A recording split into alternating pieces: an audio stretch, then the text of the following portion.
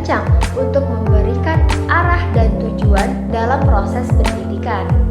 Konsep kurikulum meliputi berbagai prinsip dan panduan yang membentuk rencana dan struktur pembelajaran, seperti tujuan pembelajaran, materi pembelajaran, metode pengajaran, penilaian, evaluasi, dan pengalaman belajar yang diinginkan bagi peserta didik.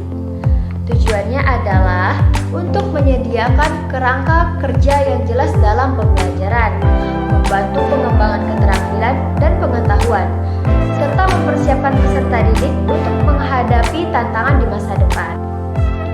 Di Indonesia, ada 4 teori pembelajaran yang digunakan dalam proses belajar mengajar. Yang pertama, ada teori behaviorisme. Teori ini menekankan pentingnya pengamatan perilaku yang dapat diamati dan diukur. Menurut teori ini, pembelajaran terjadi melalui rangsangan eksternal yang menghasilkan respons atau perilaku tertentu. Yang kedua, teori kognitif. Teori ini fokus pada proses mental yang terlibat dalam pembelajaran seperti pemrosesan informasi, pengorganisasian pengetahuan, dan pembentukan konsep. Yang ketiga, teori konstruktivisme. Teori ini menyatakan bahwa pembelajaran merupakan proses aktif di mana peserta didik membangun pengetahuan dan pemahaman mereka sendiri melalui interaksi dengan lingkungan dan pengalaman belajar.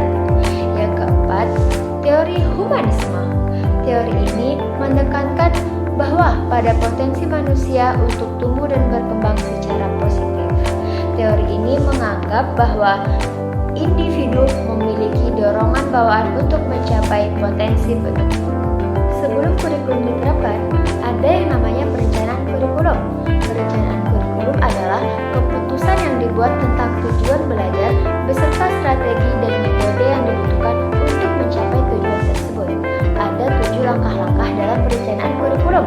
Yang pertama, prakiraan. Prakiraan adalah upaya untuk memproyeksikan kebutuhan masa depan dengan berpijak pada masa saat ini. Yang kedua, perumusan tujuan. Yang ketiga, kebijakan. Kebijakan merupakan pengejawantahan dari visi dan misi pendidikan yang bernuansa pada esensi manusia. Yang keempat, langkah-langkah merupakan tahapan-tahapan dalam perencanaan, pelaksanaan, dan evaluasi kurikulum. Yang kelima, pemrograman. Pemrograman merupakan rancangan usaha untuk mencapai tujuan kurikulum. Yang keenam, penjadwalan. Penjadwalan merupakan penentuan waktu dalam perencanaan kurikulum. Dan yang terakhir, pembiayaan. Pembiayaan merupakan implikasi pendanaan dalam perencanaan kurikulum.